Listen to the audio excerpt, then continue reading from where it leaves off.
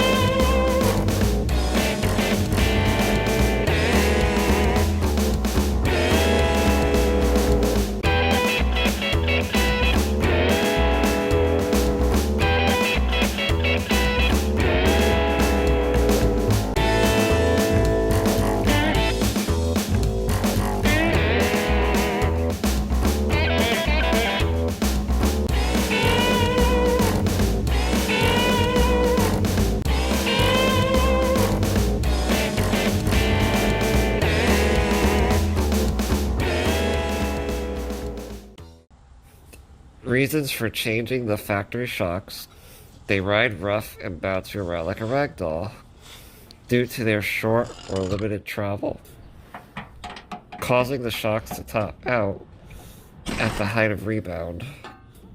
The Bilsteins are a lot longer in length, those eliminating that problem plus softening the ride. The improvement in the ride quality is noticed immediately when going over small to medium-sized bumps, when driving around town or on the interstate.